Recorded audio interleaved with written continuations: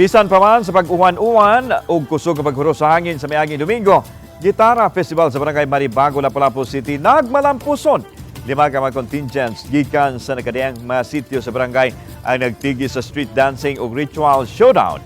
Sentro sa ilang performance ang guitar making nga usa sa mga panginabuhian sa mga taga-Barangay Maribago. Gideklara nga kampiyon sa Grand Ritual Showdown ang kulturang madasigon sa banay dagatanon ang sitio Datag.